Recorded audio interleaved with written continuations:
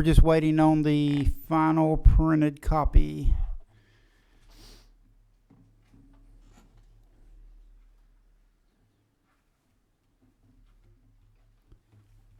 I tell you what we can go ahead and do. We will get called to order, and I'm going to ask Representative Casey Carpenter if he would open us in prayer.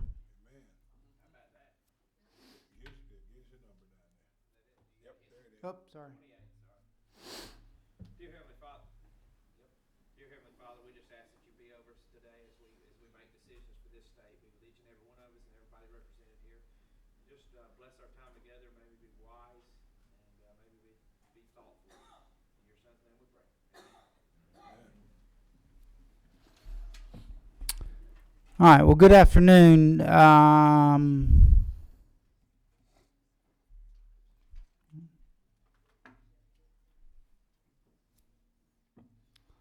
Let's go ahead and take care of a couple of things while we're waiting on the printed copies, because I did want to thank a few people.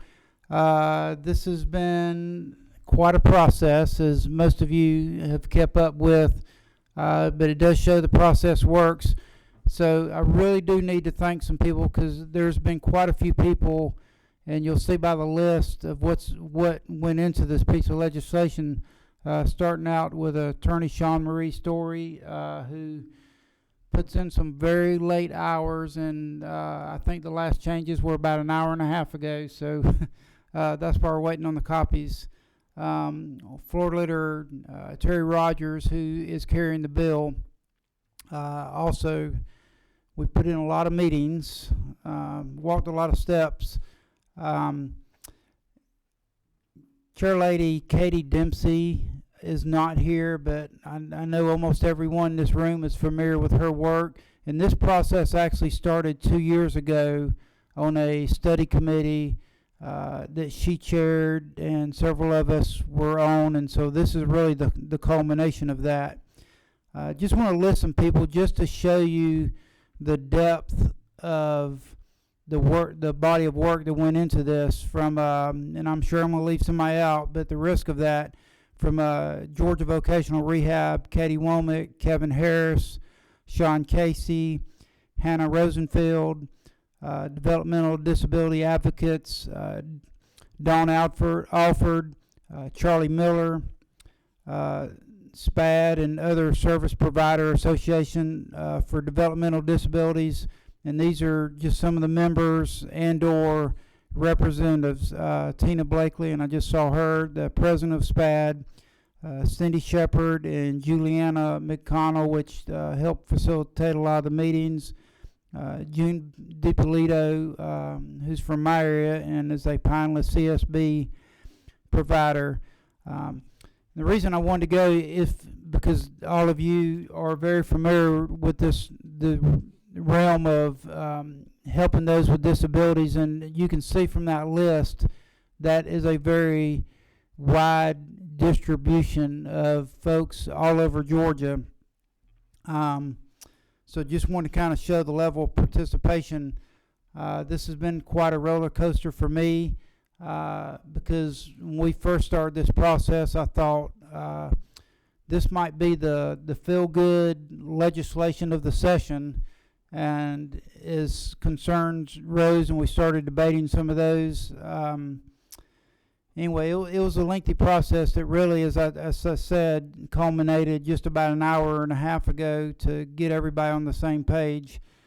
So there was a lot of meetings, morning, day, and night. And that's about all the stalling I can do until we wait on the copies. What about you singing and dancing? Well, I could do that. Hey, I will say, so we have a sign-up sheet.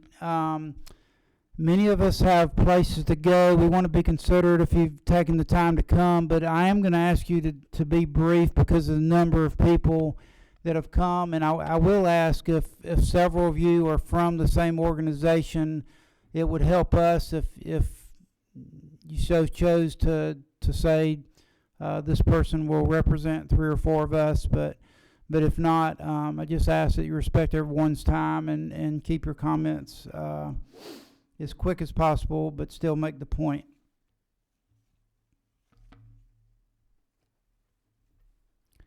Terry, why don't you go ahead and come up? And let's see your stalling skills. My stalling skill is going to be, I think I forgot my reading glasses, I'm not going to be able to get this done.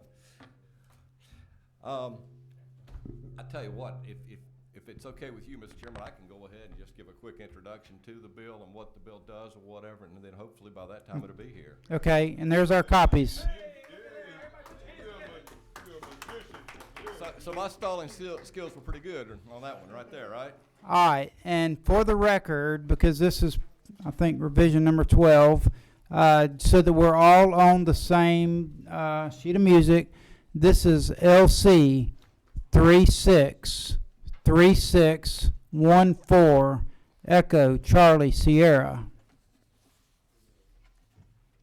And I believe everyone has their copy, so... I'd like to have a copy of the bill since it's mine.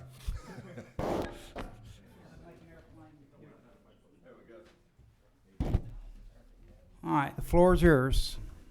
Well, thank you, Mr. Chairman, and let me first of all reiterate your remarks and thank everybody that was involved in this, because it truly was a team effort to get this thing worked out. I know that there were some concerns on both sides, but yet we kind of came together and talked it out in a reasonable manner, and we ended up, I think, with some pretty good, doggone good legislation. You gave a list of people. I want to add a couple of names. First of all, Mr. Chairman, I want to add your name to it. You know, it's very unusual for those of you who are not necessarily familiar with the legislative process for a chairman to be involved in a bill this much. But Chairman Werkheiser, you guys are fortunate to be on this committee with him, because I will tell you that he went way above and beyond and worked very hard. And I know that this is something that you started with the study committee, but and then you took this chair over, and you did a great job, and I appreciate that. And I'd also like to extend my thanks to the Speaker of the House, because he's been a great sounding board through the whole thing. And I think, you know, with a little bit of guidance all the way down the line, we've come up with something. So, with that in mind, lady and gentlemen, I want to present to y'all House Bill 831, Georgia's Employment First Act, and like the chairman says, we're working off of LC 363614-ECS. So that's the bill that should be in front of you. Let me just tell you quickly the purpose of the bill. The goal of the Georgia Employment First Act, HB 831, is to provide opportunities so that those who choose to work have the chance to go as far as they want. Employment First legislation would establish employment as the first and preferred outcome for individuals receiving publicly funded services, but it does not, in any form or fashion, mandate anyone work, nor does it mandate that any individual change jobs. Its intent is not to negatively impact any group whatsoever or any type of service provider. It simply provides people with disabilities the chance that everyone else has to work alongside others who do not have disabilities and be paid the same wages as everyone else for doing the job. That's pretty much it in a nutshell. What does the bill do? This bill, Georgia's bill, we create a council appointed by the governor and comprised of representatives from state agencies serving individuals with disabilities, a family member with disabilities, members of the disability community representing various types of disabilities, a family member, and a representative of the business community. This 14-member Employment First Council will exist for several simple purposes. Number one, proposing legislative and administrative changes to the governor and to the General Assembly in support of Employment First implementation. Number two, researching and proposing funding mechanisms for state services to individuals with disabilities and for students in inclusive post-secondary institutions. Recommending best practices that support integration of people with disabilities in the workforce. All of the recommendations from the council will be submitted for consideration in a biannual report, and numbers in states support the case for a vibrant, diverse, integrated workforce. So that's why we came to you with this bill. I think it's a good thing. It's a great start with the council that is very, very diverse, that represents the community very well, and we're looking forward to hearing their recommendations. And that is pretty much in a nutshell what the bill does. Thank you, Mr. Rogers. Very good synopsis. And does any member of the committee wish to ask the question from the author? And we have, is that Maren? 18. Representative Sam Park. Thank you, Representative Rogers. Thank you for the purpose of the bill, of course. And also, thank you for including folks from the community that this bill seeks to help in terms of the Absolutely. council. The only question I had was just a point of clarification in regards to the lines 95 to 96 and 97, where it says the first and preferred option of all state-funded services provided to working age individuals with disabilities. Just as an acknowledgement that this acknowledges that the community is diverse and needs are respectively differ as well. Yes, there's an I'll acknowledge that. This was language that was just added. This is what we were waiting on. It's something that we've worked on to make certain that we got the right language that was suitable to everyone else. And we recognize the diversity of the community, and we also recognize, if you'll notice in my opening remarks, that there are no mandates involved whatsoever. Thank you. Anybody else?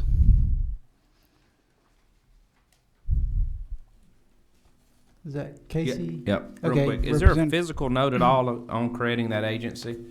I don't think there's a fiscal note at all on there, because of the fact that it's really not needed. If you sit down and you go back and look at it, there's no cost. Most of the people that are on the council are composed of people who are already drawing a salary. The only cost I think involved would be maybe a little bit of research, but the research staff will be people who are already employed by the state. But then the other thing would be the normal per diems that are paid. So that's a minimal cost. Okay, so as far as hiring the administrative staff and all that, they're going to use in-house is the plan? We were thinking about having you volunteer. Yeah, that'd be perfect. No. In complete seriousness, it would be the people that they're already parts of the agency.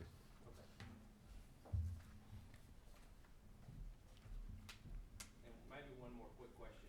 Was there a big fear, in the restaurant business, I employ people with disabilities. And so, We always pay a comparable wage to individuals doing the same work. But is there a fear among the disability community? I'm sure somebody will touch on that in a minute about possibly losing the opportunity for jobs. I think that's something that the community could better answer. But at the same time, like I said in the first part of the bill, what we want to do is make certain that everyone's on an equal playing field. Okay.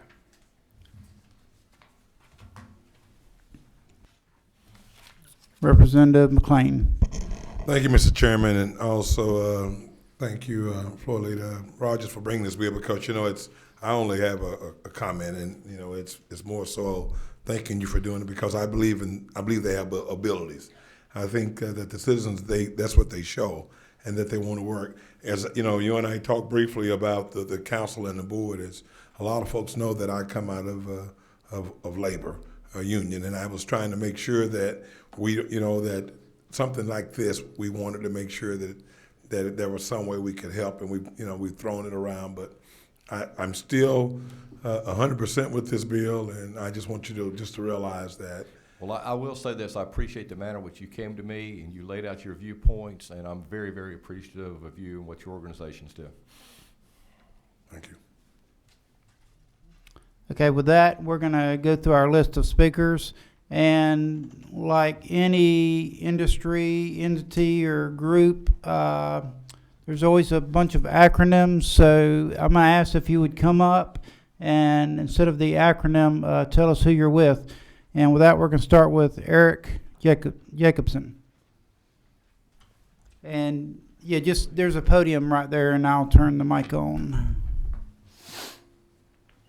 So if everyone just state your name and who you're with, and Mr. Chairman, at this point, I'm going to step away from the table in case someone needs to Okay. use this area right here. Thank you. Mr. Chairman, members of the committee, I'm Eric Jacobson. I'm the Executive Director of the Georgia Council on Developmental Disabilities, and I apologize for using that acronym. It just takes me way too long to write it down, so I chose to use the acronym instead. And just to tell you briefly about our organization, in case you haven't heard about us, we're actually a state and federal organization, and our charge really is to create systems change for people with developmental disabilities and their families, for increasing opportunities for independence, inclusion, integration, productivity, and self-determination in communities. And our activities really support the idea through public policy research and analysis, project demonstrations, education, and training. And I want to thank you for giving me the opportunity to speak today. And you've met a couple of my staff already as you've been working on this bill, Don Alford and Hannah Rosenfeld, who have been instrumental in really thinking through this whole idea around employment first. Actually, the language in the bill and the work that was done by Chairman Dempsey in the past really came out of the work of the council and some of the work that we've been doing really over the past 10 years in looking at what employment first would look like in the state of Georgia. Really throughout the country, employment first has been rolling around in other states as we've been thinking about what it means for individuals with intellectual and developmental disabilities and how do we increase the employment opportunities for them. Nationally, about the unemployment rate or the employment rate for people with intellectual and developmental disabilities is about 30%. So it's extremely low, and how do we increase that employment rate? Federally, there are a variety of different laws and different rules that have been coming out trying to increase that rate, including the Home and Community-Based Settings Rule and the Workforce Investment Opportunity Act, both of which have been trying to push the employment rates up for people with intellectual and developmental disabilities. The members of the council who actually are appointed by the governor have for 10 years now repeatedly voted for employment first as a priority for our organization, and we've been talking with legislators over that time period about why we think this needs to be part of the policy and procedures and of all the agencies that operate within the state of Georgia. We believe that public policies and the funding that's around working with employment for people with developmental disabilities should be focused on this. Competitive, supported employment has long been a point of advocacy for the Georgia Council on Developmental Disabilities, and we believe that employment first would mean people with intellectual and developmental disabilities could have meaningful employment opportunities based on their unique skills, their interests, talents, while earning, and I believe the representative talked about really a livable wage, or at least a wage that's competitive with what other people are being paid. We believe that career advancement is exactly what they need. In fact, the U.S. Department of Labor, the Office of Disability Employment Policy, has identified employment first and systems change efforts that result in increased competitive integrated employment opportunities for individuals with significant disabilities as a critical priority. And I quote from ODEP, "The priority reflects growing support for a national movement called Employment First, a framework for systems change that is centered on the premise that all citizens, including those individuals with the most significant disabilities, are capable of full participation in competitive, integrated employment and community life. Under this approach, publicly financed systems are urged to align policies, regulatory guidance, and reimbursement structures to commit to competitive integrated employment as the priority option with respect to the use of publicly financed day and employment services for youth and adults with significant disabilities." GCDD, the Georgia Council on Developmental Disabilities, is committed to this effort. We know that even with House Bill 831, this will not be easy. There will need to be changes on both the local and state levels. We know that families and individuals are scared and that change is not always easy and can be scary. However, like the effort of this state to move people out of institutions, it's time for us to move people out of day programs and into the workforce. One of the changes that we'll need to examine is how we use our publicly funded dollars. Currently, services such as day programs are paid approximately $17,000 per year, while those who support people who go to work are paid about $10,000 a year. If you ask me, this means that as a state, we're saying our priority is for people to sit around and not go to work. We have to change those funding structures and put our funding on the priority of people going to work. We hear from parents at the council, especially of children graduating and getting ready to graduate from school. I want my child to go to work. I want my child to go to college. You as legislators have already taken care of part of the college piece by funding the inclusive post-secondary education programs over the last couple of years. And with House Bill 831, you get the opportunity to start working on the employment piece as well. I want you to know that GCDD is here to help. Many of you have already had the opportunity to spend the day with constituents in their workplace through Take Your Legislators to Work Day. And I encourage you, if you haven't done it already, to please do it when it comes around in October. Or maybe you visited one of the 18 project search sites across the country, or across the state. Both of those programs are sponsored, funded, and supported by the Georgia Council on Developmental Disabilities in partnership with the Georgia Vocational Rehabilitation Agency and the Department of Behavioral Health and Developmental Disabilities. I also want to announce that yesterday, members of the council interviewed, and we'll be announcing on Monday, actually a funding project, a funding partnership in which we'll be ready to provide technical assistance to any provider that's willing to move from sheltered workshops and other non-work programs into work programs as well. GCDD already houses a technical assistance grant from the Office of Disability Employment Policy, the Employment First State Leadership Mentoring Program that brings technical assistance and support around the issues of employment first. So as you can see, GCDD is committed to working with the governor, the legislature, state agencies, individuals with disabilities, families, and providers to make employment the first option and preference for people. We believe in investing in the future and in innovation, and we stand 100% behind this legislation. Thank you, and I'll take any questions if you have them. I believe you do. Representative Kirby? Thank you, Mr. Chairman. You mentioned IPSI. I think that could be a good indicator or analogy of how well this could work. Could you kind of share with the committee maybe some of the successes you've seen out of the IPSI program? So we started out in IPSI with the Georgia Council gave a $25,000 grant to Kennesaw State University to get the IPSI program started about 6 or 7 years ago. We now have 8 universities and colleges that are currently involved in the program. Last year, the legislature appropriated $500,000 to that initiative. We currently have 100 students that are involved in those programs across the state. The data is already showing that about 75% of those students that graduate have jobs when they graduate. Again, with the support of Georgia Vocational Rehabilitation Agency and their counselors in supporting those students when they graduate, they go to work. They have the college education to help them do that. And they've had the opportunity to spend time on college campuses and get that socialization as well. So we found this to be an extremely successful program. We have other colleges and universities that are calling us on a regular basis, looking to be involved and looking to have the program come to their colleges as well. It's all about money as far as we're concerned in terms of expanding those programs.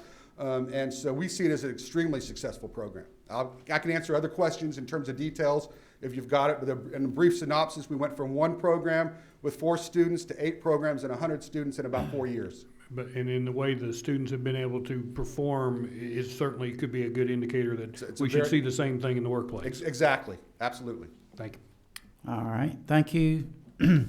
Ms. Beth English. Good afternoon, Mr. Chairman and members of the committee. I'm Beth English.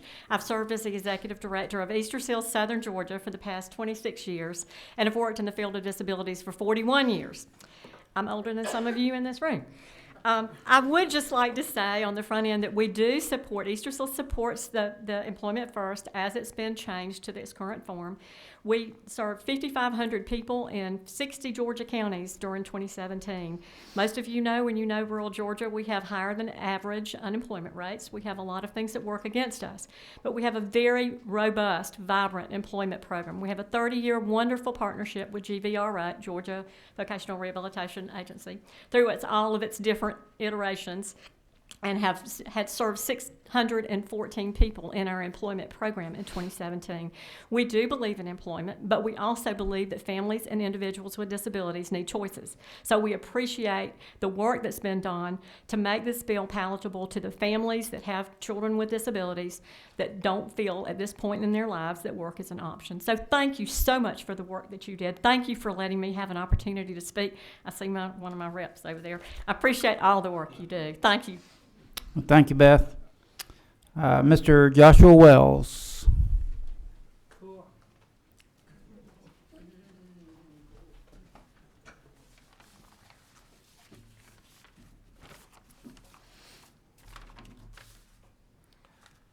Good afternoon.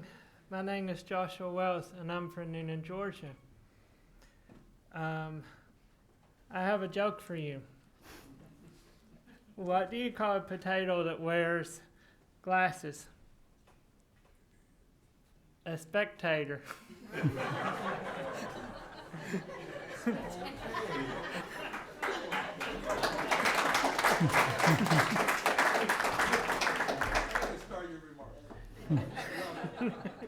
Cool. I'm very proud to announce that in October, I will celebrate the 13th anniversary of me being hired at Red Robin, a gourmet burger restaurant in Noonan. I love the work. I'm now looking for a part-time job. Anybody have any openings? I'll hire you. Cool. Having part-time jobs means I had the freedom to work at more than one place and meet lots of people. I choose places I can work rather than just finding a job. I used to go to a sheltered workplace. It was nice, but I never got to be a part of my community. I never felt like I was doing anything useful. I think it is so important for people with disabilities to be involved in the community rather than separated from it, hidden from sight. I don't want to sit at home and shrivel up. I have met some wonderful people at my job while also becoming a real part of my town.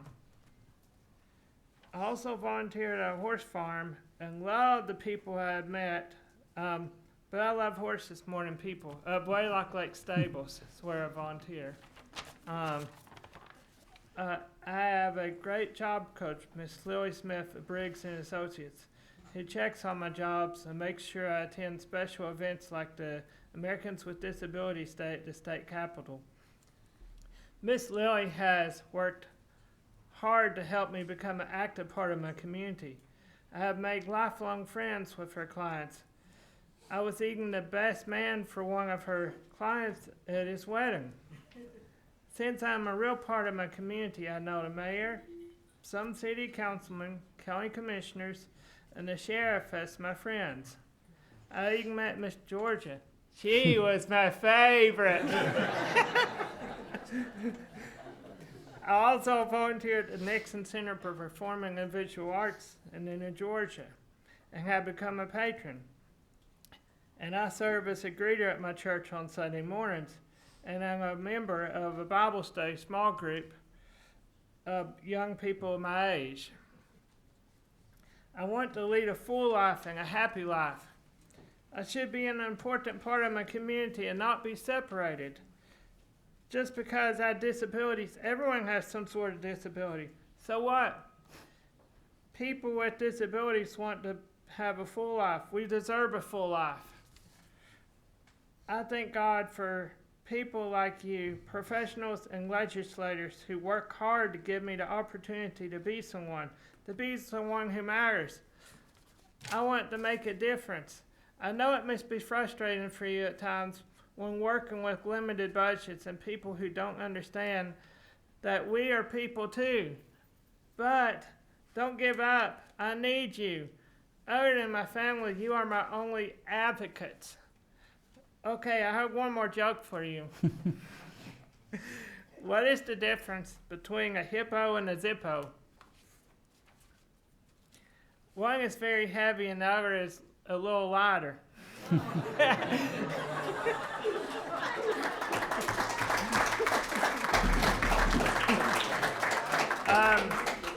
have any questions for me? I don't see any questions, but I can see why you would be a great employee, and you seem to not only have a lot of talents, but very wise. And you can serve in the legislature, you can work with people and animals at the same time. Oh, I like that.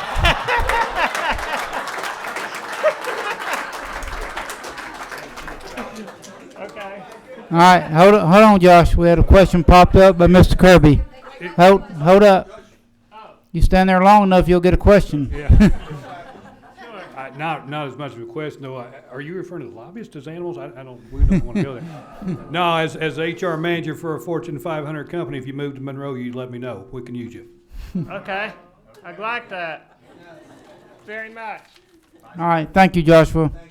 Oh, you're welcome. Very welcome. Mr. John Wells.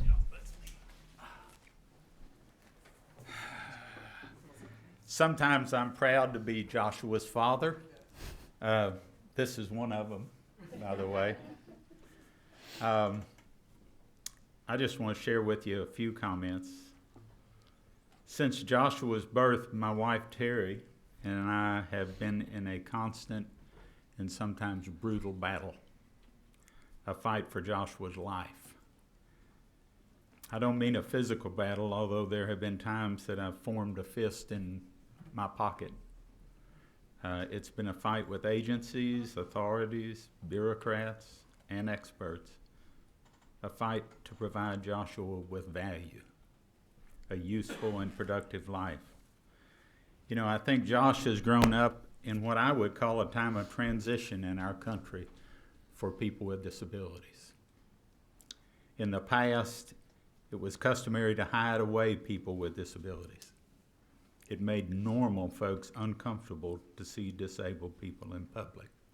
So out of sight, out of mind was the prevailing method of dealing with the disabled. Later, sheltered workshops seems to be the answer. They provided some place to go and jobs to do, but again, out of sight, out of mind. Sheltered workshops are good for those who need them. But we tend as a society to lump every disabled person into the out of sight category. The public really still doesn't want to see these people around. They don't know how to act. They're uncomfortable. I remember vividly the day of a local Special Olympics bowling competition. As I walked into the lanes, I overheard the young man at the front desk telling a patron that the lanes were reserved that day for a bunch of retards. Fortunately, in the past few years, we've started to wake up. We've begun to realize that disabled doesn't mean useless. Disabled people can and should become productive members of their communities, contributors rather than wards. Joshua has had to fight to become a contributor, and he has. He still fights prejudice every day of his life. He still gets stares. He still is ignored. He still faces discrimination. But Joshua has a job. He has money. He has self-respect. He has friends. Value. He has a life.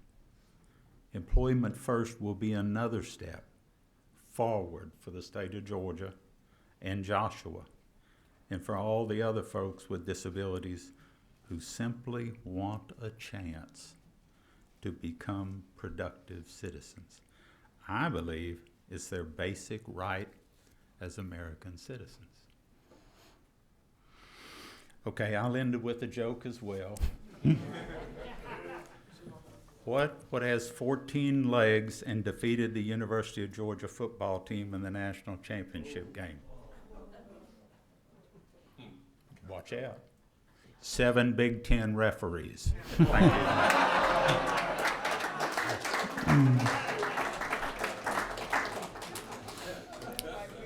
Thank you, Mr. Wells.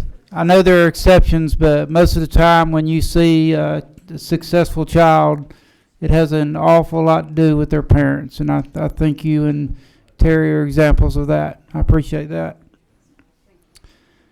Miss Dawn Alford. Mr. Chairman, I'm happy to relinquish my time. I know there's other people signed up to speak, and unless you feel otherwise, I'm happy to do so. Eric, and Joshua and his dad, I think have covered anything I could possibly say. Well, with that, we'll give Dawn a plug. I met Dawn a couple of years ago during the study committee, and we've been in touch on and off for a couple of years. And you meet a lot of incredible people in this process, and she is certainly one of them.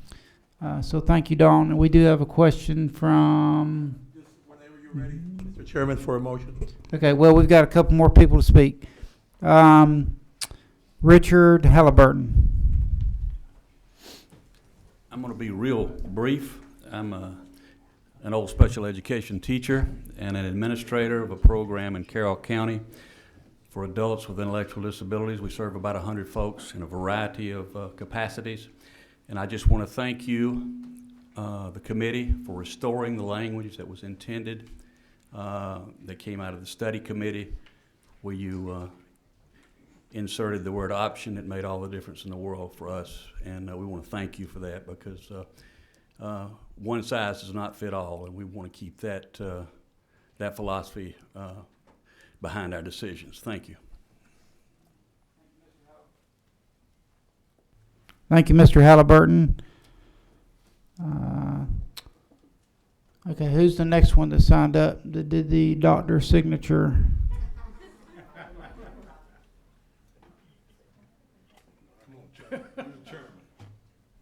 That could be a D to start with, maybe.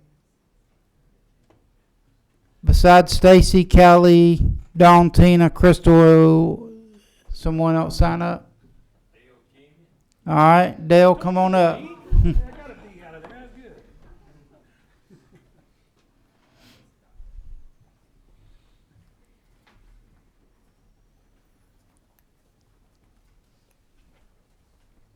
Good afternoon, everybody.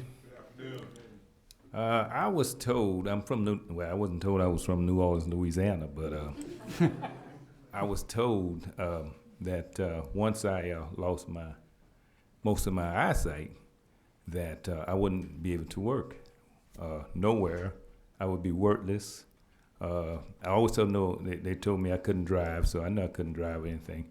But I want to say over 10 years ago that I did a little research and discovered that I can work. And so what I did was move to Georgia and came through vocational rehabilitation, business enterprise, Warm Springs, and Center for the Vision Impaired. And here, 10 years later, I am a successful business owner, top in this area, one of the top owners, and almost 6 figures, or maybe over 6 figures. Started with nothing and couldn't hardly take care of my family. But through effort and working hard and coming up with good ideas, I'm over at Twin Towers, 4th floor, balcony level, with all the ideas. I have a snack bar. I started cooking some of everything that I think everybody might like. You know, hamburgers, French fries, barbecue pork, pork chops, red beans and rice, barbecue leg quarters, potato salad, baked beans, biscuits in the morning. We cook Sasha's egg, cheese biscuits, bacon, everything. I hope I got everybody hungry. Look for me on the website, www.kingofsnacks.org. So I just want everybody to know, I was told I couldn't work, but now I can take care of my family with the effort and the hard work and the good ideas that I have, and I still have ideas. I am growing. I'm going to keep on growing. I'm going to prove people wrong. And I just want everybody to know, with us teaming up with GVRA, my 2 favorite teams, 3 teams I like, GVRA, Business Enterprise, and New Orleans Saints. Anybody got any questions?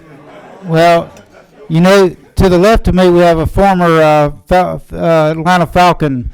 So he. You know, I saw that on your arm. I thought that was a bag. I didn't know that was a bag over that New Orleans Saints at Crocs. Well, actually, that's a ring hanging on the edge of a fleur-de-lis. Oh, okay. Well, I just want to say, you know, that you know, I'm proud of you too as well. I can say that too. And as Joshua was talking about Special Olympians, I've always believed in a Special Olympians motto. And you know, and Joshua, you ain't been gone too long because it's always say, let me win. And if I cannot win, let me be brave in an attempt. And that's, you know, I've always enjoyed realizing that that's all you ask, and that's all anyone asks is that opportunity. So, thank you. All right, don't leave because you've got a question. Representative Hill. Okay. Thank you, Chairman. I didn't hear jambalaya. And jambalaya on Thursday. Thank you. Hey, thank you, Mr. King. And I want to brag on one of my children. I've got 4, and my oldest daughter has spent her career working. She's started out actually at the School for the Blind in Macon, and most recently was the director for transition for all the children or kids or students in Cobb County. So she keeps us up to date and has helped create a passion in our family. And so I appreciate that. And just a bit of trivia for those that may not know, you know, the state of Georgia does all the textbooks. We're one of the few states that are trying to transfer all our textbooks into Braille. And that job is done by the inmates at our Georgia State prisons. So thank you. Thank you. Stacy Ramirez.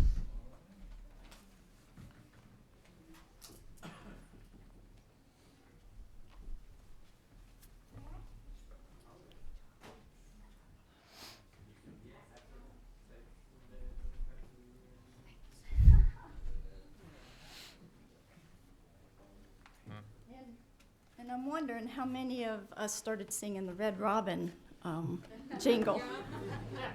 Right? When you said Red Robin. I also will be very, very brief. My name is Stacy Ramirez. I am the State Director of the ARC Georgia. Work directly with the ARC of the United States, where we promote and protect human rights of people with intellectual developmental disabilities. But that's not my story today.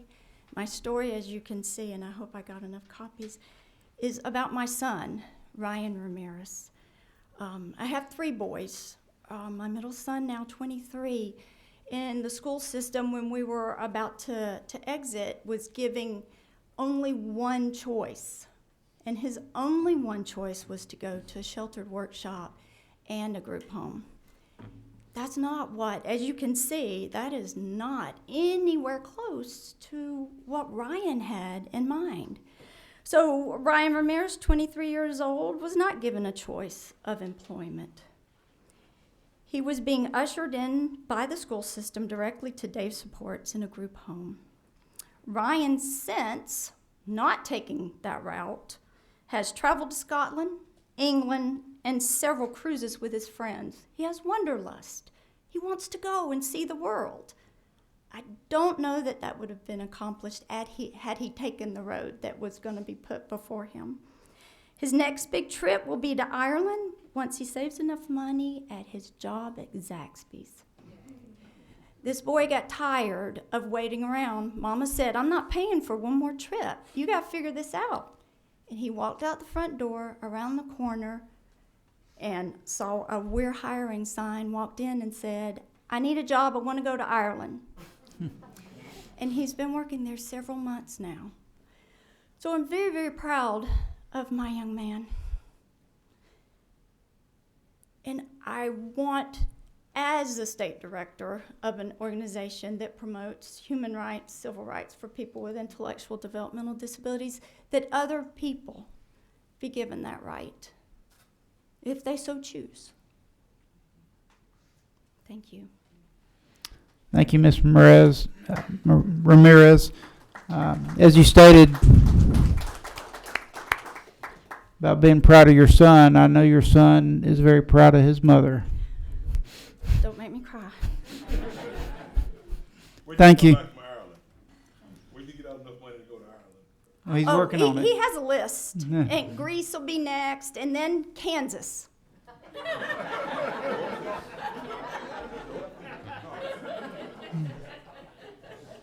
Thank you, ma'am. Callie Michael. Mr. Chairman, committee members, I'm Callie Michael here on behalf of Autism Speaks. Autism Speaks is the world's largest research and advocacy organization, and we are very much in support of this bill. Now autism is diagnosed in 1 in 68 children, and research indicates that more than 1/3 of young adults with autism do not transition into either employment or continued education after high school, although many are willing and able. And so we very much look forward to the passage of this bill, hopefully, and to work with the council to address the needs of our community and as well as everybody else in this room. So thank you all for your work. Thank you for your work.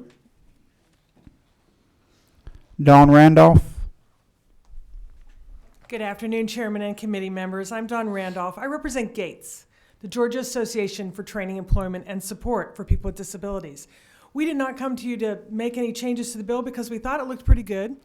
We think the changes are fine, and we understand that it's a start to create a permanent and consistent group of stakeholders who will guide the research, analysis, and deliberation to offer people employment as the first option from among many services that they may need, whether they're in high school, graduating, emerging adults, or they're job seekers who are already adults. GATES is an original community rehab providers who are everywhere within your community. They're groups like Bobby Dodd and Easter Seals and down over in up Marietta, actually, Novus Works. So they're all over the states.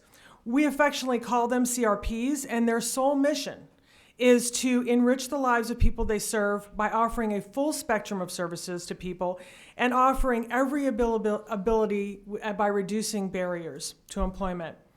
I want to point out that this last year, they worked to help folks, over 1,085, get and keep competitive jobs in their communities in the private sector.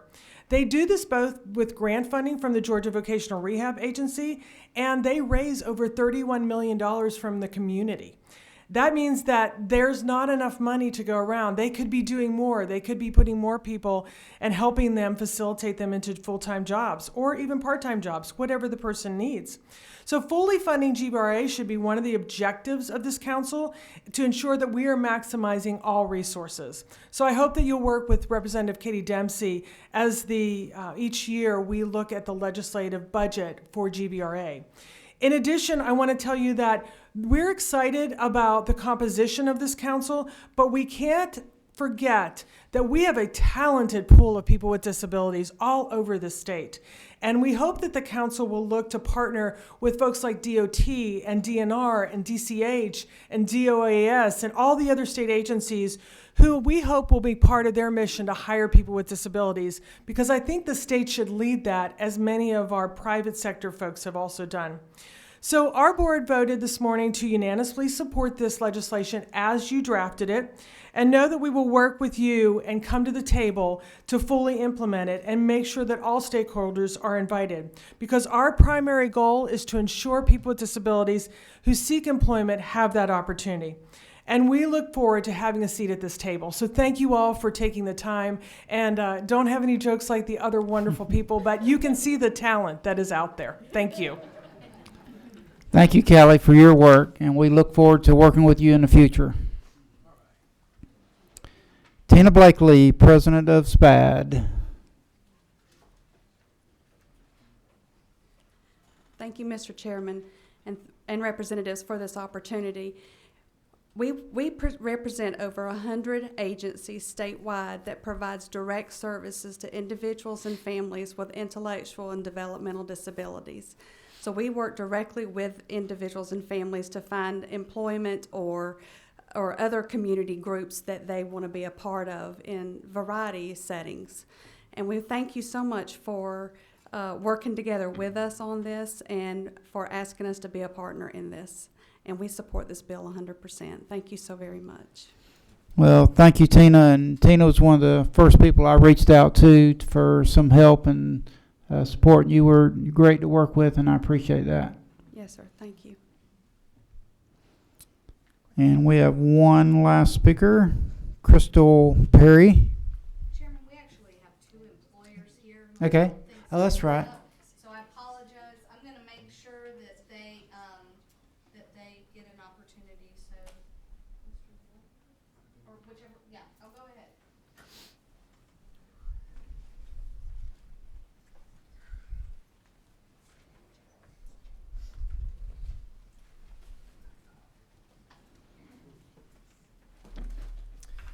Good afternoon. My name is Michael Landis. I'm Director of Human Resources for Children's Healthcare of Atlanta, and I would like to thank you for the opportunity to speak today about how supported employment has become essential to our everyday work at Children's. Melvin was hired as our first employee through supported employment in one of our most critical areas, the cardiac intensive care unit. He was given a task list with over 50 tasks that required him stocking hundreds of items and essential bedside supply carts that are used constantly by our clinical teams. From day one, Melvin has excelled in ensuring these carts were always ready to go, and quickly he became a valued member of the team, just celebrating his 10th anniversary with Children's last year. Aaron spent all day in the pharmacy at Scottish Rite pulling syringes full of liquid Tylenol. All day, every day, just pulling syringes. He helped save the system over $20,000 a year. Pulling Tylenol all day, every day. He's been doing it for 9 years. Ryan speeds to the hospital in his motorized wheelchair, delivering stat labs from our Aflac Cancer Center to the main hospital, ensuring these deliveries are made timely and the results are received by our clinicians and families as fast as possible. Ryan only slows to give high fives to other Children's employees or give quick hellos. His position has already inspired 2 other supported employment positions across the system. These are just a few stories of the 28 employees that work across the Children's system in our labs, general care units, critical care units, and urgent cares, among others, that are supported by our partners, Briggs & Associates. Our relationship with Briggs began in 2007 and has been growing ever since. These employees take on non-traditional support staff roles, such as stocking nursing supplies, sanitizing equipment, transporting specimens, and greeting patients and families. These employees not only save the system money to an estimate of $5,000 to $7,000 a year per employee after expenses, but they help free up specialized staff to do other important tasks, reinforce infection control practices, decrease wait times, reduce turnover amongst support staff, and improve morale, not only with employees, but especially with our patients. Having a supported employment provider such as Briggs & Associates is essential to our program at Children's. They assist with developing jobs based on the specific needs of the department, facilitate the training process, and provide ongoing long-term support to ensure mutual satisfaction between the employee and the hiring department. The Briggs team and our 28 supported employees have become ingrained in the fabric of Children's Healthcare of Atlanta, and our aim is to continue to grow this program to not only help the system, but help these wonderful employees to do positive and meaningful work. Children's wouldn't be the same without these employees and the support Briggs & Associates provides. Thank you again for this opportunity. Thank you. We appreciate that. And Crystal, you said you had one other?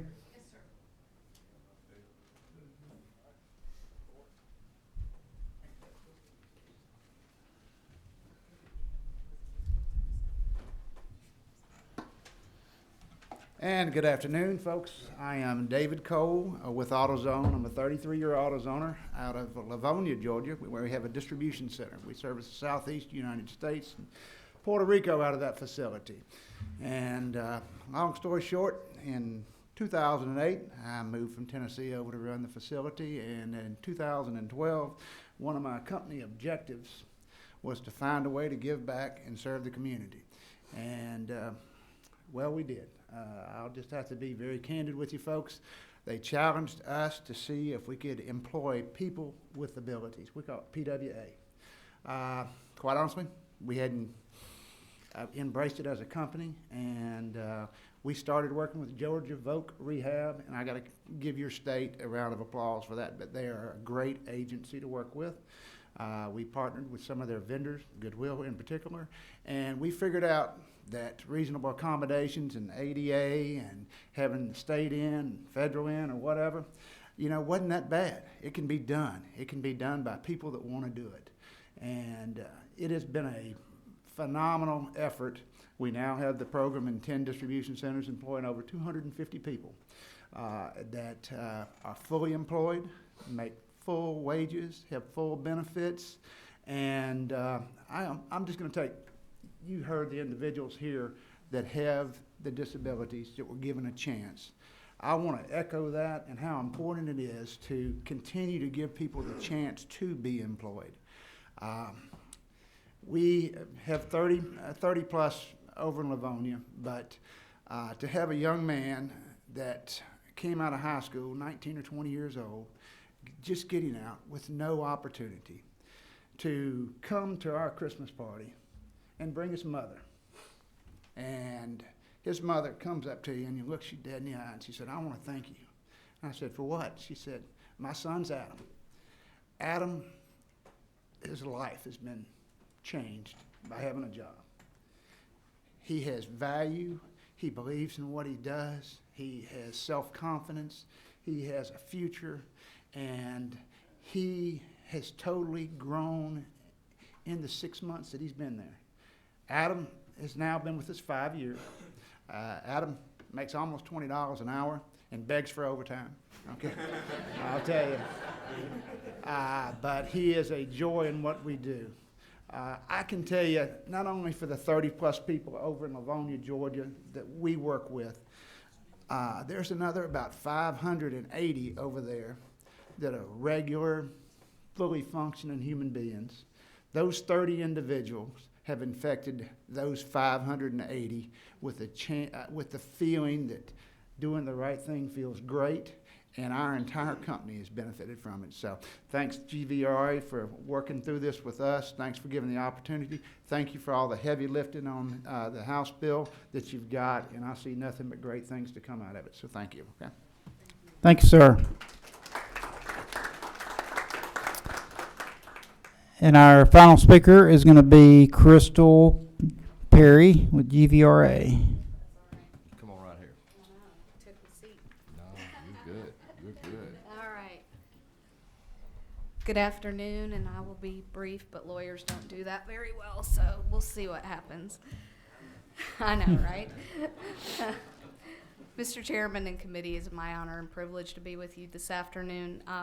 I'm raised in Warner Robins, graduate of Georgia College, and so I'm a Georgia girl.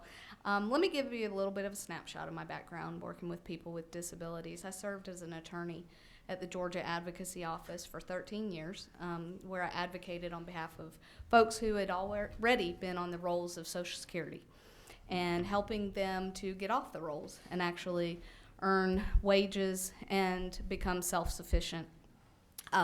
I worked with vocational rehabilitation at that time. I also coordinated, we had an Employment First initiative here in Georgia beginning around 2005.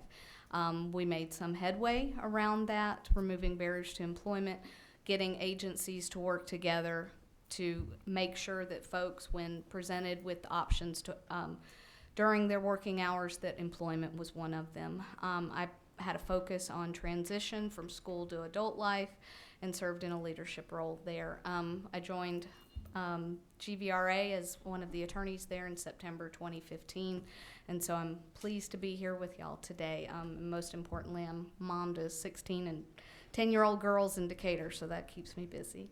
I want to tell you a little, I know, right? I want to tell you a little bit about the necklace I'm wearing today. This necklace was made by a gentleman with a very significant disability named Luigi. He spent his time stringing beads in a program for years. He would get up in the morning, he would leave the home he lived in with other people with disabilities, and he would go to another building, and he'd string beads all day. Someone, one of his staff members, noticed that this was a talent he had and explained to Luigi that he could do the same thing all day with different beads and actually make some money doing that. And this hobby has now turned into a lucrative business for Luigi just because he was given the option to do so. And that outcome ended up being employment. Georgia's Employment First Act is about the expansion of opportunity. Individuals with disabilities have always had options, maybe not the full plate. The issue that they have not been presented, or the issue is that they haven't presented with the full menu.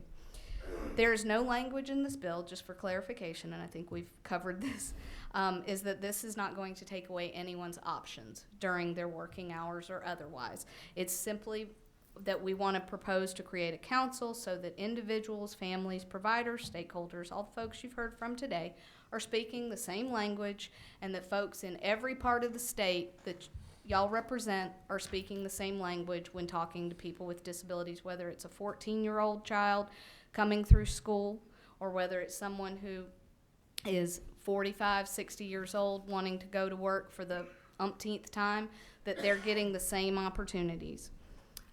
Historically, that has not been the case, especially individuals with the most significant disabilities. And so we're asking just for a council to examine this. We've been doing this for a while, and we want to continue that effort so that we can be sure that we're getting all that we can out of individuals with disabilities, so that folks have the opportunity to become tax-paying citizens and not just someone who has decided, if they didn't have the opportunity, like you've heard today, that they didn't know that they could go to work. There are federal laws that y'all have heard of. I've spoken with several of you this week already, and in the last couple of weeks, that support this legislation and support the movement that we're trying to take here, in that the law that governs our work, the Workforce Innovation and Opportunity Act, and the Home and Community-Based Services rules from the Centers for Medicare and Medicaid Services promote supporting individuals with disabilities to choose work if that's what they want. We are already, GVRA is already collaborating with Medicaid providers to ensure that people have employment opportunities, some of which you've already heard about today.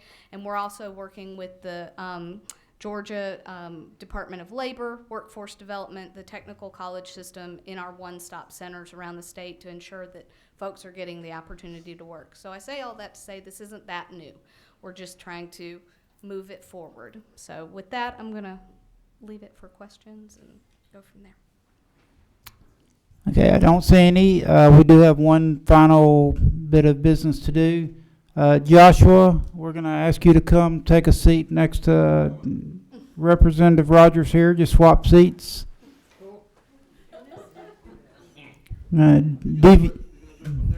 Yes. He would rather sit next to the cute woman. Okay, that's fine. He said he meant Miss Georgia. Representative Marion, what number is that? He's on 15, sir. All right, well, Representative Marion made a suggestion. We're going to deviate from standard norm, and he's going to coach him through a motion. Mr. Chairman. Okay. Yes. Oh, yeah, I'm sorry. Before you do that, we have a final comments by the author. And again, thank you, Terry, for all your hard work on this. Thank you, Mr. Chairman, members of the committee, and I appreciate the opportunity. I'm looking forward to hearing Joshua's motion. Joshua, you're talking about looking for another job.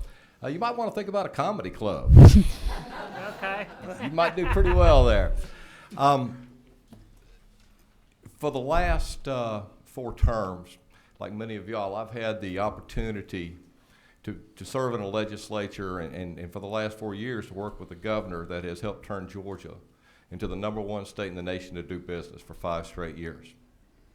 And we have a tremendous record that we look at from the business aspect. We created 675,000 new private sector jobs, all kinds of numbers that we look at. But, as being part of the Rural Georgia Council that went across the state this year, everywhere we went, one of the things that we heard over and over again was workforce development. Where can we find good, qualified workers? Well, I will contend to y'all that we found some of that today when we give people the options that we're talking about. And with that, I would just ask for a favorable consideration of this, and I will turn this over to Joshua and hopefully let's put this thing on the right path. All right, well, the chair recognizes Mr. Joshua Wells. Mr. Joshua? Mr. Chair, a member of this, this committee, I motion do pass by committee substitute. Is there a second? Second. All those in favor say aye. Aye. All those opposed? Well, Joshua, your motion is passed, and our next move is to send Mr. Terry on the rules. Thank y'all very much.